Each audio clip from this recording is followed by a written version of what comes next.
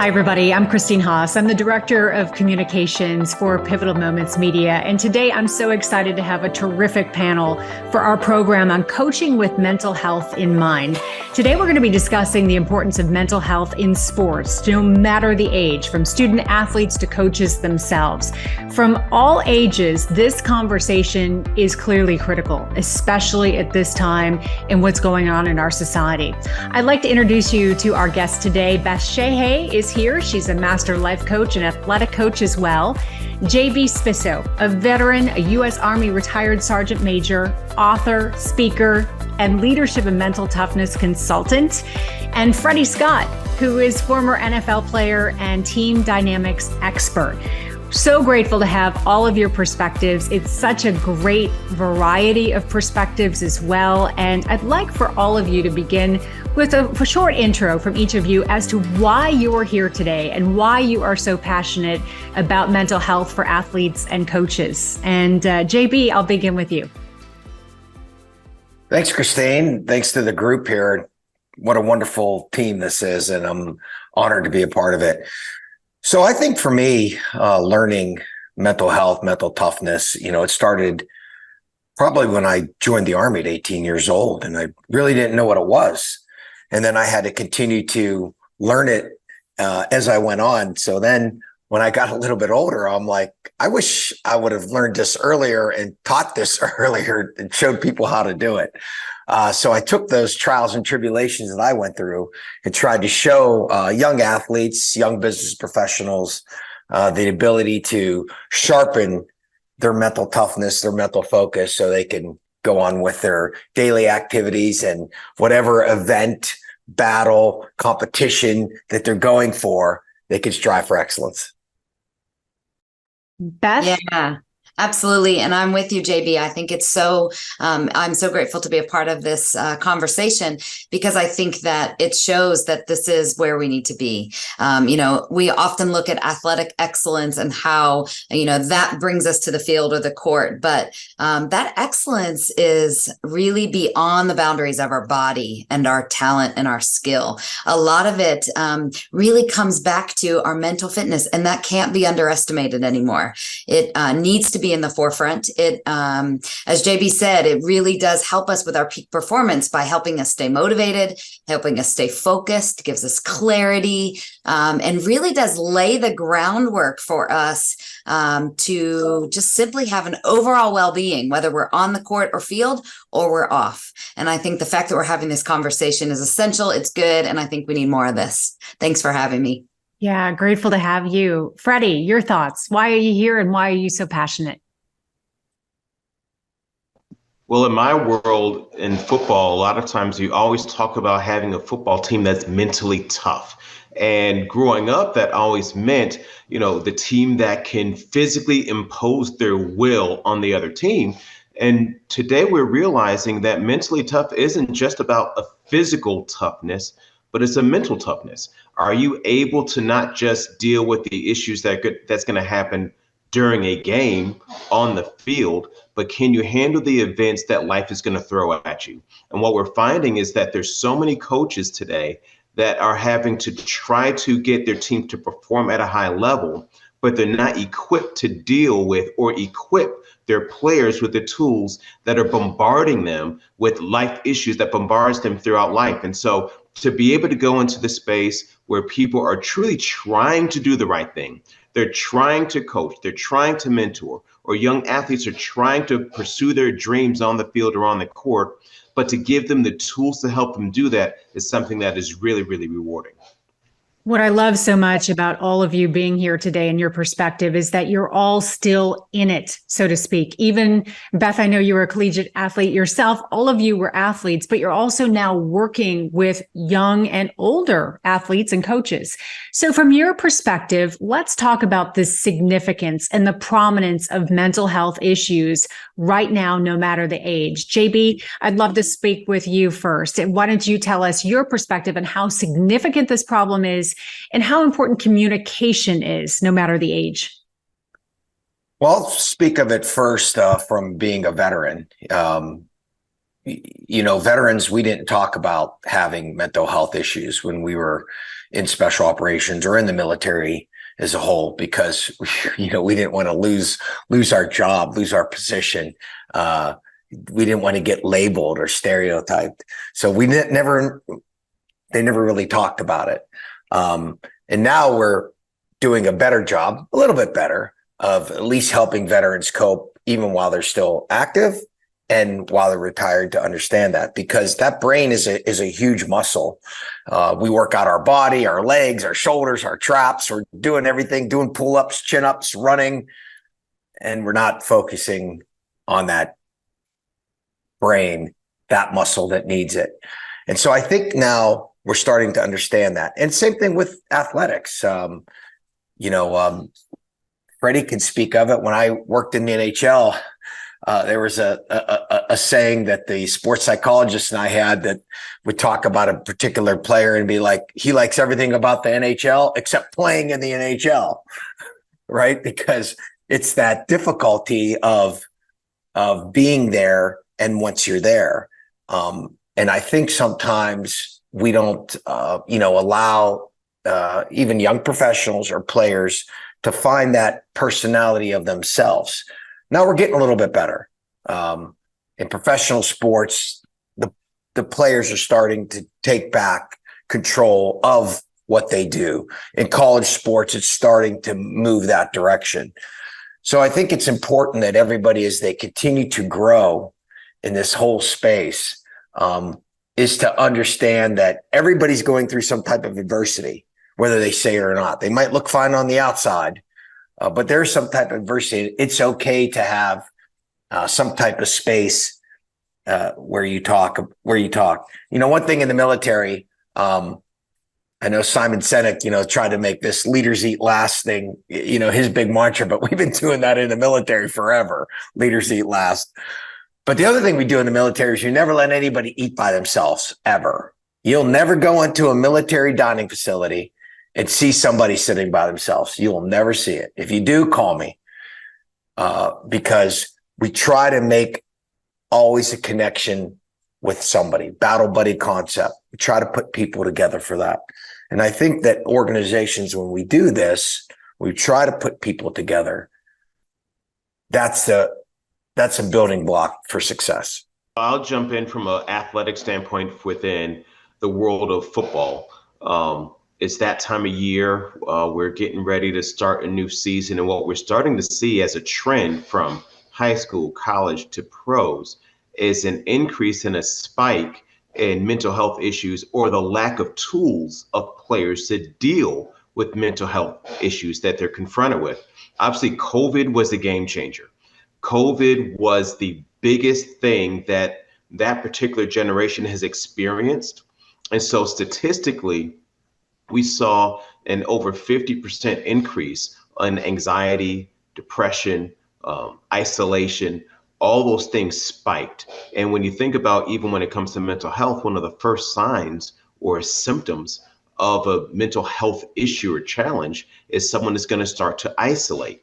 And so we forced the country and really the world to isolate and really begin to sort of dig themselves into these personal mental holes, so to speak, to really focus on all the stuff that was going on around them. And they didn't have an outlet to express what they really love to do. And sometimes what happens now, I have to go back into the world, but now I'm still bombarded with all the stuff that I've had to deal with, and I don't know how to talk to anyone about it, and I don't know how to deal with it.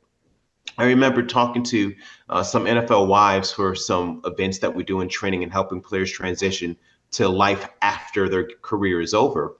And one of the questions I always ask is, did your husband or significant other love the game of football and played it because they loved it? Or did they play the game of football because they needed it? And sometimes what we're doing as our hobby or our passions are really outlets to be able to release frustration and anger and tension and all that stuff. I know I can go on the football field and I can hit somebody, or I can run this stuff off. Well, what's happened is sometimes people don't know a healthy way to understand where I am and understand who can I talk to about these issues. And coaches feel underprepared. They don't feel equipped to talk about those issues. I can help you with the X's and O's. I can help you perform the game plan, but I have no idea how I can help you if you come to me saying, hey, I have this issue.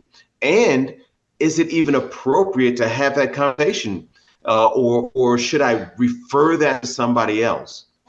Another big issue within, at least from a male perspective, is we were told to swallow your emotions, not to be led by your emotions. And all that stuff goes secondhand. Like literally, we will glorify a guy that has a separated shoulder, a broken arm, you cut off my foot, but I could still finish the game. Right? As opposed to, you know what? I'm hurting right now. Can somebody please help me? We were conditioned to not let trainers know that we were hurt. I don't want to lose my opportunity to play. And so when you think about the conditioning for physical injury, how much more challenging is it for people to acknowledge a mental injury or stress? And so again, these are all opportunities for us to explore and equip coaches and players and parents with the right tools. Beth? Absolutely. And I think if we just, when we just literally give each other space for that, I think it is so important. When we look at what society and culture says to us for years and years, for a variety of reasons, we hear it for all the different ways, why we need to clam up, why we need to not let emotions lead, why we need to grit through. And, I'm smiling at you, Freddie, as you're talking about that, because I've witnessed that. And I think as coaches, as leaders in this field, we need to create space for people to be able to claim it, right? We look at Simone Biles. Everyone questioned, how could she leave this? How could she leave this space and this time of history? Not only do we need her, not only is she phenomenal, not only is she, leading this team, but, it almost feels like, wait a second, it makes us all collectively have to pause. And I'm proud of her. I'm proud of people that are willing to take that own pause for them, regardless of the pressure, regardless of what society or culture says. It is people owning their own space. There's less judgment, and it's more about curiosity. People want to know why. When people like that stand tall and strong, and they lead in that way that says, this is important, and I need a break. I need a pause. And if we do that on the field in our daily coaching, let these players know it's okay to take a pause. I had a player take herself off the field today, and the duress on her face for having to come out. I looked at her and I said, hey, you made a choice for yourself. I'm proud of you. Now get on the field when you're ready, but go take the time you need, right? Like that's the kind of quick conversation that we need to have that creates this long lasting commitment to them as players, but also as a coach to have that, hey, take it when you need it. Go take your time, do what you got to do, whether it's months or it's a couple minutes. But when we create that space for them and we allow them to create it for themselves, we're simply saying mental health matters. We're saying, do what you got to do to navigate through this. And we can encourage them, we can give them the skills and the tools. But at the end of the day, it comes back to that athlete, and it comes back to the coach's ability to see them and meet them where they're at. Amazing insight, and only insight that you can have when you're hands-on with these athletes, young or old. And, I want to shift now to talking about leadership and the necessity of communication. And Freddie, if we could give you the floor to start, and then feel free, JB and Beth, to add to what Freddie might mention on this one. But let's talk about the necessity of discipline for building strong teams, and then also the challenges that coaches face in fostering those open communication dialogues with their athletes. And that can go for young and old. I'm a mom of a teenager, and I've seen it on the soccer field. Kids are scared to talk to their coach, and probably coaches just don't feel equipped, as you mentioned, to have the right communication skills to communicate properly with their athletes. So Freddie, let's talk about that and what you're seeing real time in your own leadership coaching. Yeah, it's amazing when you talk about this space of building a team or building a healthy team or an effective team. The first attribute or pillar or value that any successful team is going to have is trust. Can I trust you? Players want to know, can I trust the coach? The coach wants to know, can I trust the players to execute this job?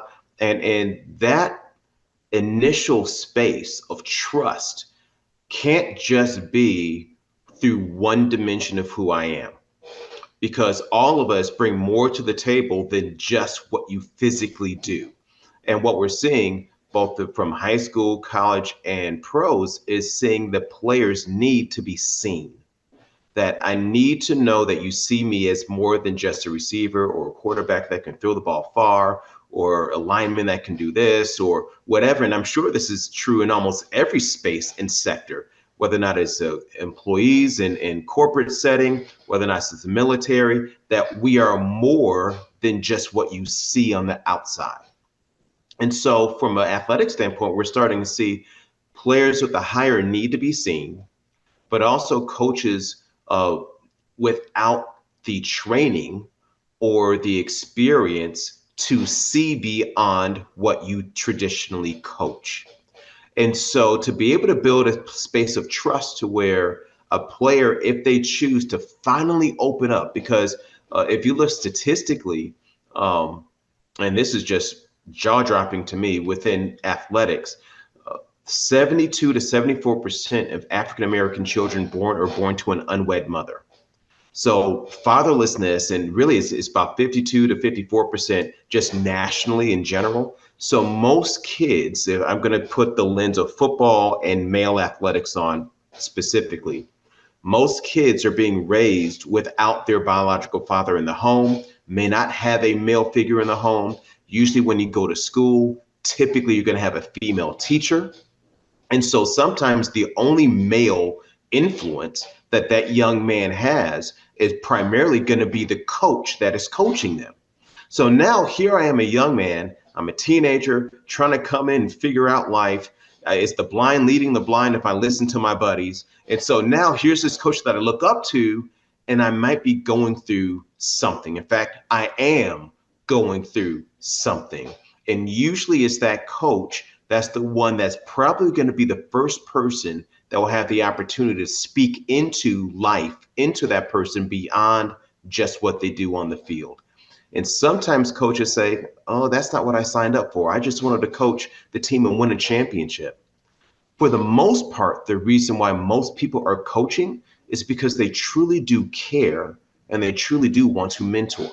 That's the why you're in the space. You love to see young people grow, not just on the field, but off of it. And so one of the first things that we first try to equip coaches to do is understand, what do I need to listen for? We all understand, if I'm coaching a person, when I really know them, I can tell if they're hurt just by watching their body language. I can tell how they run, how they move. I can tell something might be off because I know them enough that I can tell the difference between their healthy run versus an injured run. Well, it's the same thing emotionally, that once I really get to know someone and I'm used to having conversations with them, I'm used to listening to how they normally talk, I'm used to listening to their tone and how they say what they say. All of those things will speak louder than somebody saying, hey, coach, I'm dealing with X, Y, and Z. Usually they will tell you that they're going through something through their body language or through their tone before they actually ask for help.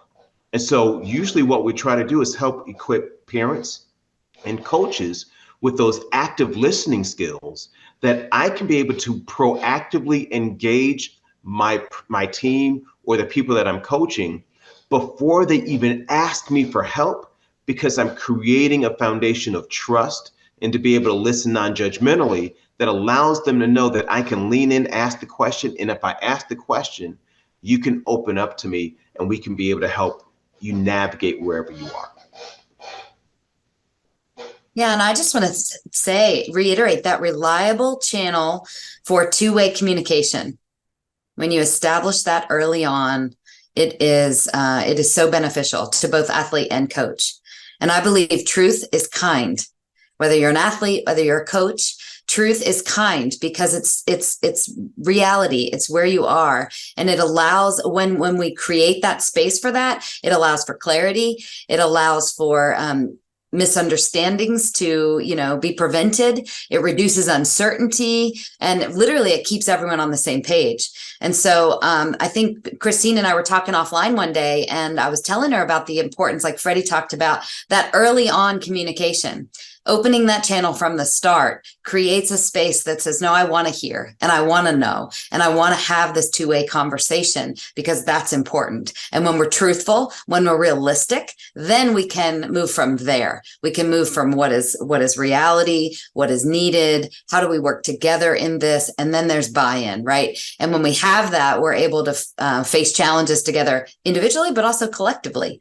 But I think that is a key, that is so key and so important, again, that we teach younger generations that that's an opportunity, as well as continue that throughout their career. So I agree. That's great. Freddie, I love what you said in the statistics that you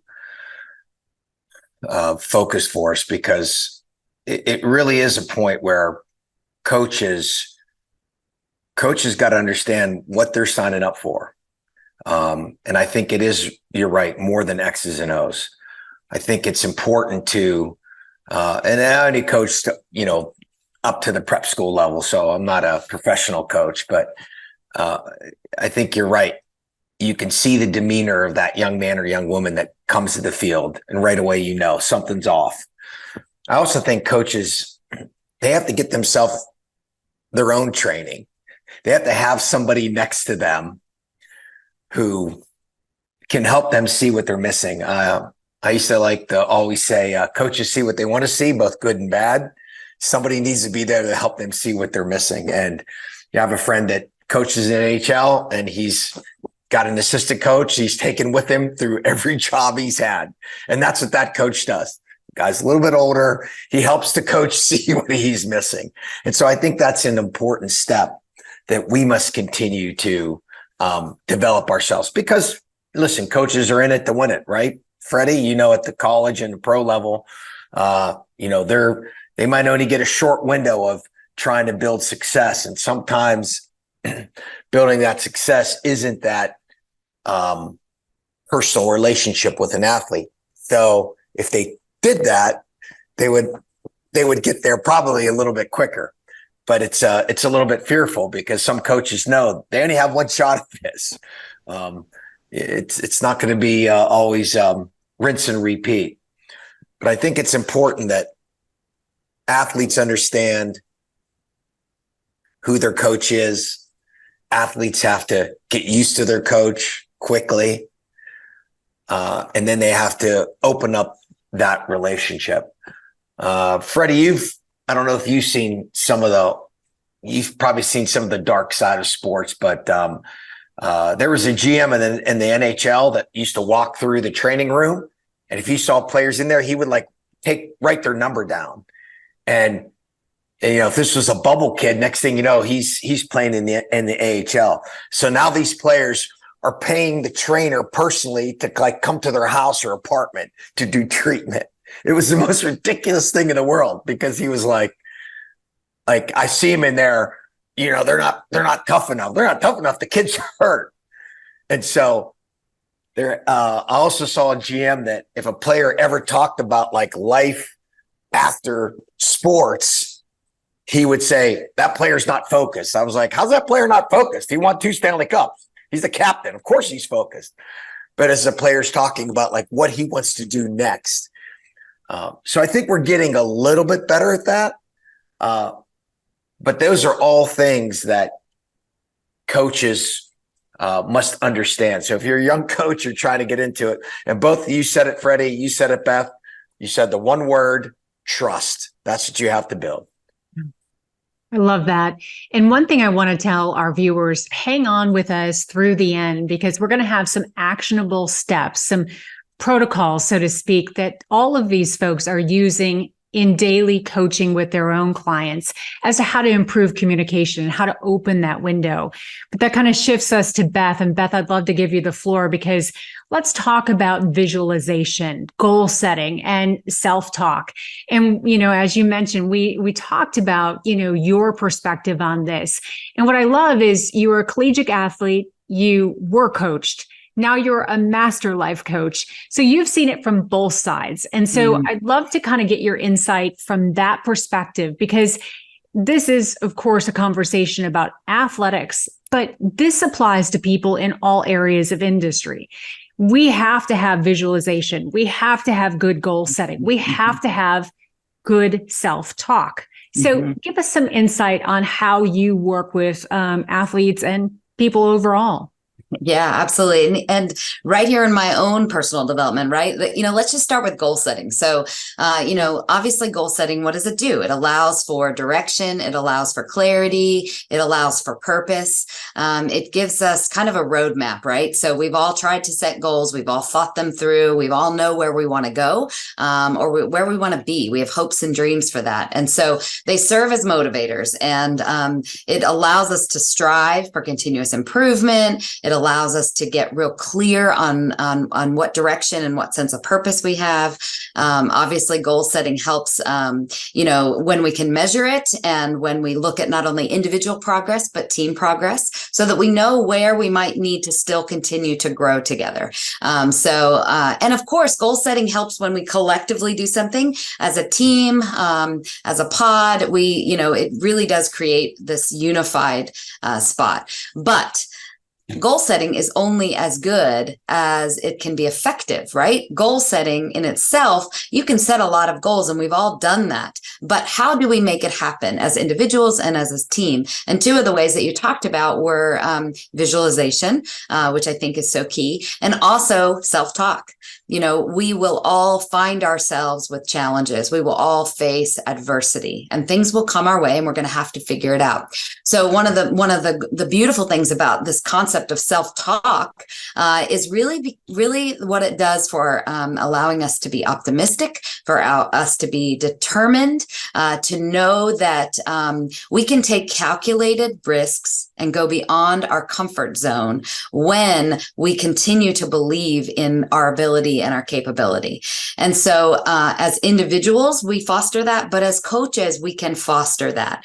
It is amazing how you can predetermine truly successful outcome or outcomes you're not looking for. And it all comes back to, how do you prepare yourself mentally through self-talk? So one of the things that it also does is thinking about, it redirects. When you have positive self-talk, when you visualize yourself succeeding, you redirect away from any issues and obstacles, and you look at them more as, how can I have a solution-oriented mindset about this? How can I come up with other possibilities that could be just as true?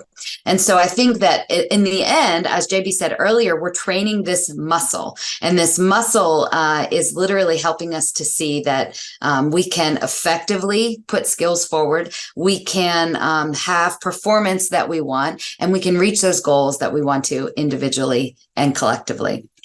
All right, let's switch to visualization. Visualization is one of my very favorite tools, and I use it individually with coaching clients, and I use it on the field. And visualization is simply mentally rehearsing desired actions and scenarios. So you are literally, with your mind's eye, I usually get my clients to breathe three deep breaths and literally visualize something happening. See it, see yourself mastering a skill, see yourself practicing these movements or strategies. Literally, when you are able to visualize and you see that happening, it translates. Studies show that it translates into actual improvement in your physical performance and sense of readiness. So it increases your confidence. It increases your ability to translate that, right away. And I think that is something that we have in our own back pocket. If we pause, if we take a moment, we take a deep breath, it reduces the stress and anxiety of what might come. And it simply says, I've got this. I've got a mental calmness. I'm ready. I'm going to perform, and I'm going to make it happen. So I've already seen that. So when I get on that field or I get on that court, it's what happens, because you are giving yourself that positive self-talk, you're giving yourself that visualization, and you are preparing yourself in a way that has nothing to do with skill or talent once you're there. It's all here. And then that skill and talent takes place. So these are easy things. They're in your back pocket, but we can often forget and be overwhelmed by the stress, the anxiety, and the culture that's created for that moment in time when you need to perform. But let's back it up. Let's get there before we even get there on that court or field. And I love these easy, simple tools. They're things that we can apply. So why not? Coaches need to learn them. They need to model them. And I think players take the time to make sure that it happens for you. Freddie, if you don't mind, jump in and talk about visualization from your perspective quickly. This is actually a true story. When I was a kid, I actually had a miniature Detroit Lion uniform. My dad played with the Baltimore Colts and the Detroit Lions, and I had like one of those plastic helmets with the jersey with Scott on the back and the little plastic fake little shoulder pads and some pants. And I would literally imagine that my bedroom was the locker room for the Detroit Lions. And I would get dressed the way I thought my dad would get dressed because he played, of course, in the NFL. And I would get fully dressed. I'd go down the stairs. I'd go through the kitchen, through the garage. Now, the garage was not the garage anymore. The garage in my mind was the tunnel leading out to the field at the Pontiac Silverdome. And then I would go out to the backyard, which was my NFL stadium. I love this. And I would play an entire football game by myself. I'm throwing the ball to myself. I'm tackling myself.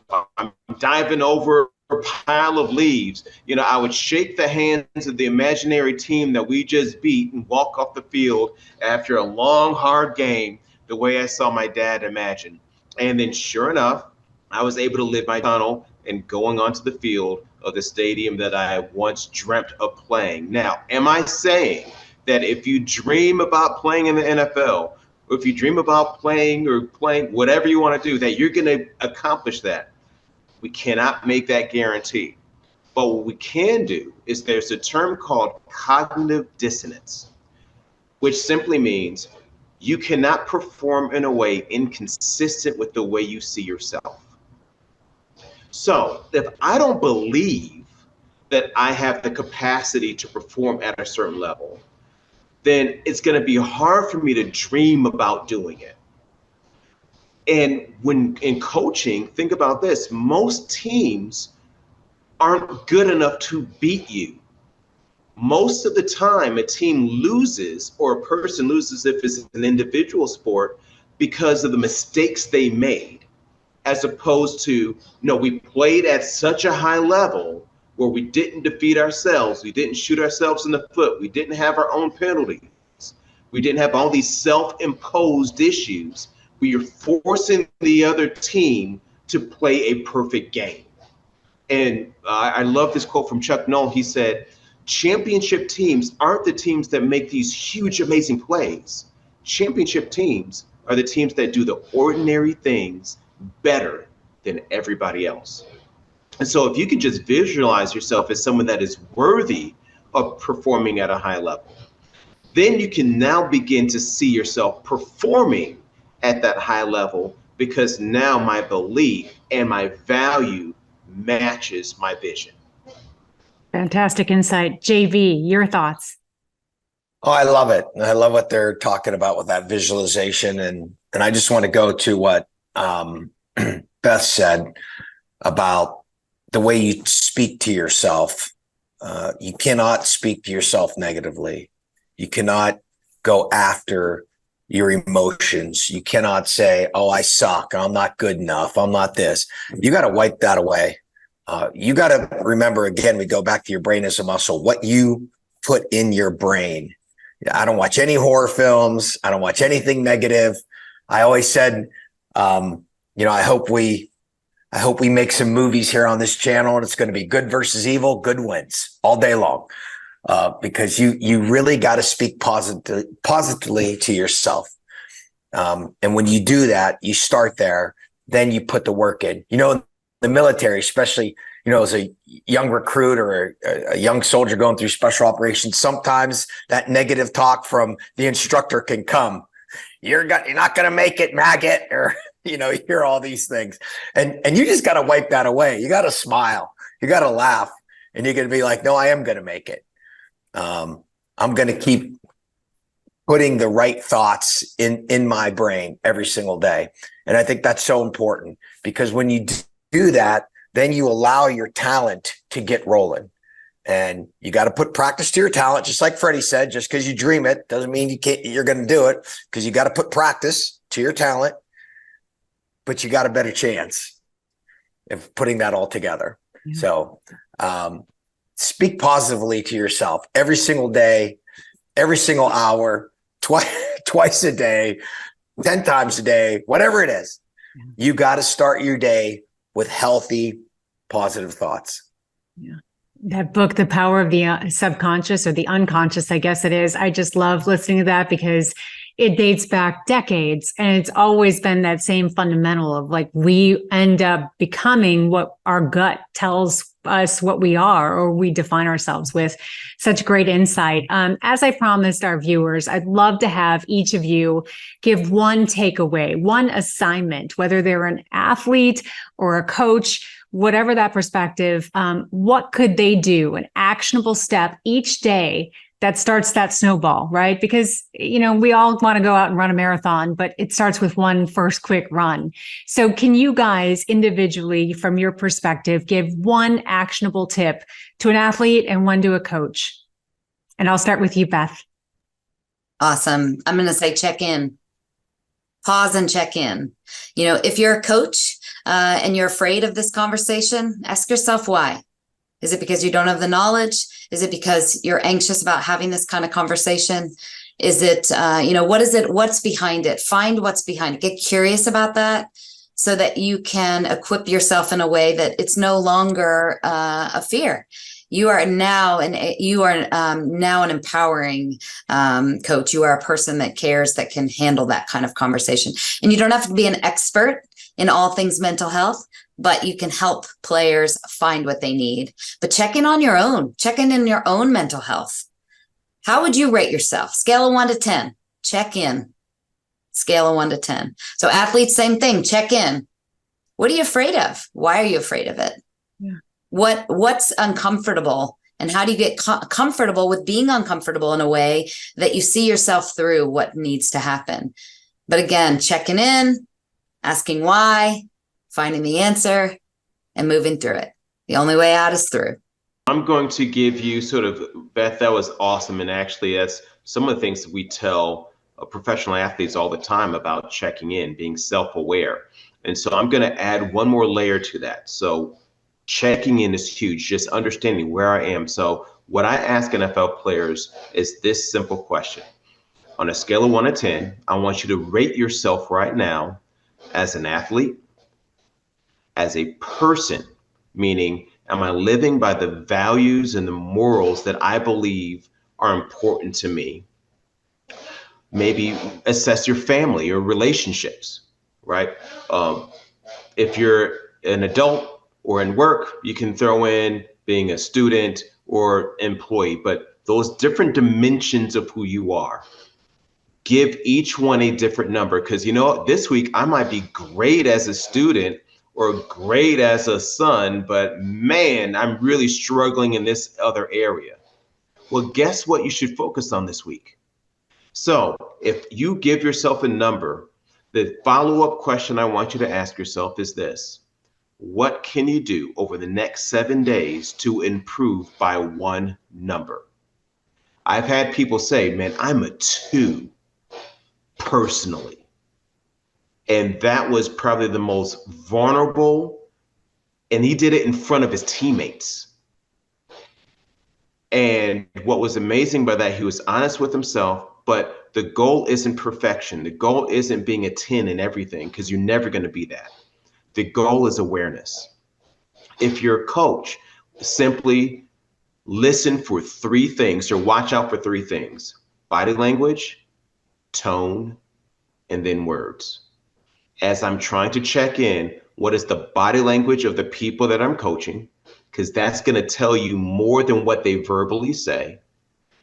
Listen for the tone of how people are talking around you, because they're going to speak with their emotions. And then listen for the words of what's being said. And so if we can get audiences to check in and ask those reflective questions and what's one thing I can do over the next 7 days to improve, and then get people to listen and watch for body language, tone, and words, you're going to see a more healthy, trusting community. JB.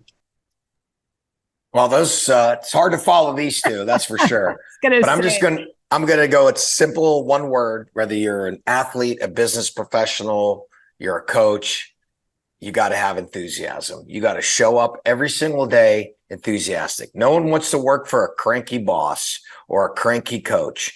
And if you want to get more out of the people under your charge, you have to be enthusiastic. And then if you're on the other end, when you show up to work or the practice field or school or whatever it is, you have to be enthusiastic. You know, it's the opposite of dread. It has no relation to your physical state. You have to force yourself to be enthusiastic. There were times I went into tough military competitions. I'm like, it's going to suck today, but let's go. Come on. Right. And you think of something positive on the outcome. You know what? We're going to have hot chow at the end of the night or whatever it is. You have to force yourself to be enthusiastic. If you show up enthusiastic, your boss shows up enthusiastic, you work together with enthusiasm, guess what? You got a better chance of going further, faster. The hardest part of this whole program for me as a former journalist is I want to keep asking tons of questions because you guys are all amazing.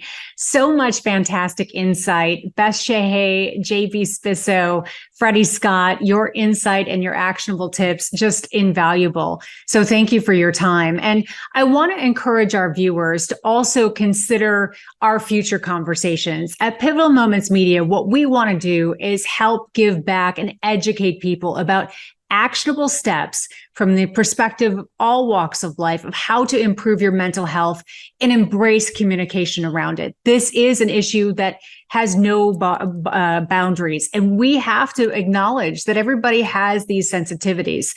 So what we would love to do is have you contribute ideas of topics that we can address so we can one-on-one talk about your issues and make sure we serve our community. So we have our online mental fitness hub. You can find that on the Circle platform here. Also, our Pivotal Moments Media website. So much education through podcasts that we've done over the years. And certainly email each and every one of us. We'd love to answer your questions and provide insight because ultimately collaboration is how we heal. So for that, we thank you for all of your time today and have a great day.